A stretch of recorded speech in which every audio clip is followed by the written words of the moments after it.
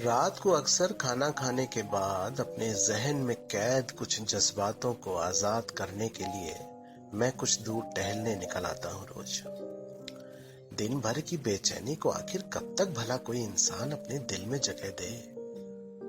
उनका लफ्जों के सहारे निकल जाना ही बेहतर है। हमेशा की तरह आज भी मैं मॉल रोड की सड़क पर टहलने निकल आया। चलते चलते मैं अक्सर एक बेंच पर बैठ जाता हूँ सुस्ताने के लिए। अरे भाई, अब उम्र भी तो हो चली है। वहीं बैठकर मोबाइल से कुछ अजीज दोस्तों से बात कर लेता हूँ। दोस्तों की खैरियत से भी वाकिफ हो जाता हूँ और साथ ही साथ वक्त भी कट जाता है। कोई आधा पौना घंटा बैठकर वापस घर आ जाता हूँ। अच्छा, आज मेरा मोबाइल घर पर ही छूट गया था तो दोस्तों से गुफ्तगू ना हो सकी, पर समय तो काटना ही था। मैं उसी बेंच पर बैठे बैठे उस शबनमी रात की खूबसूरती को निहारने लगा। रात इतनी खूबसूरत थी कि हमेशा की तरह उससे मेरा इश्क एक कदम और बढ़ गया। रात की मीठी चांदनी की चाशनी में डूबी हुई और सुरमई झोंकों से नहाई हुई सरगोश हवा जब तरन्नुम में लिपटे पेड़ों की पत्तियों से टकराती है तो यकीनन एक सेरन सी पैदा हो जाती है।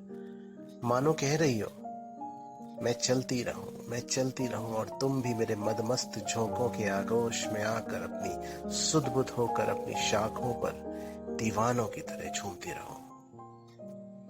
फिर बैठे बैठे मेरी नजर उस सड़क पर पड़ी जिस रास्ते मैं आया था। रात के सन्नाटे को अपनी खामोशी से चीरती ये सड़क जितनी सुनसान अभी दिख रही है, वैसे दिन में नहीं थी।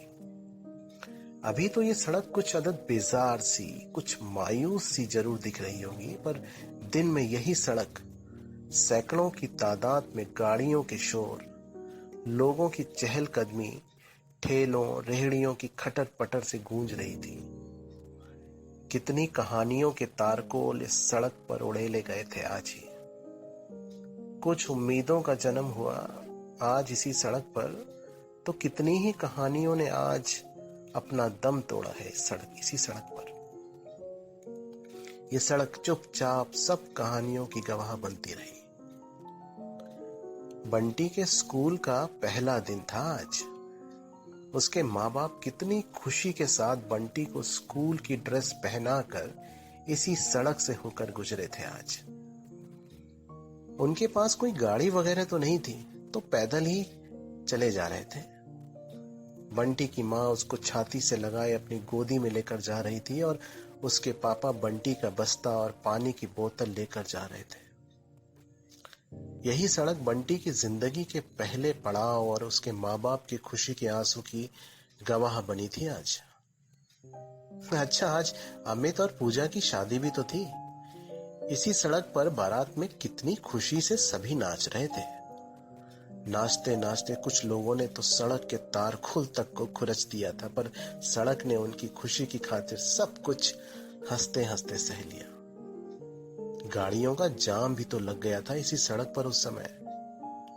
पेट्रोल के धुएं में सनी उस सड़क ने भी सह लिया था।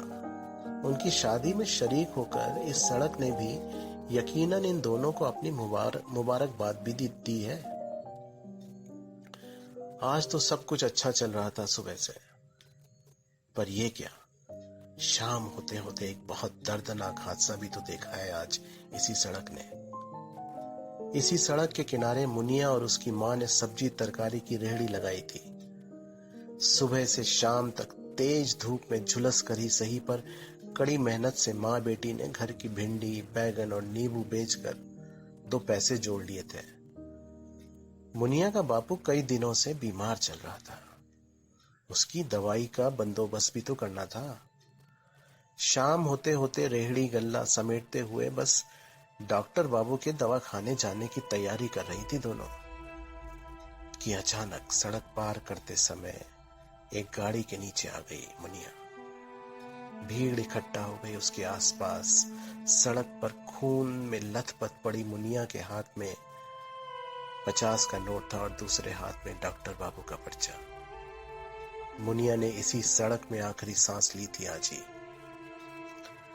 अपने गोद में लिए हुए ये सड़क बस मुनिया की दर्दनाक मौत देखती रही, कुछ कर ना सकी। कितना कुछ देखती है ये सड़क हर रोज, कितना कुछ सहती है ये सड़क हर लम्हा। कुछ अच्छा तो कुछ बुरा, सब कुछ। हर वाकये का गवाह बनती है ये सड़क हर रोज। ख्यालों के समंदर की लहरों में चलते चलते अचानक एक तेज आवाज मेरे कानों को टकराई। मैं अचानक कुछ अवाक सा रह गया। ये आवाज एक गाड़ी के हॉर्न की थी, जिसने मुझे ख्यालों के समंदर से बाहर निकाला। मैंने घड़ी देखी, आज समय कुछ ज्यादा हो गया था। मैं बेंच से उठा और घर की ओर वापस चल पड़ा।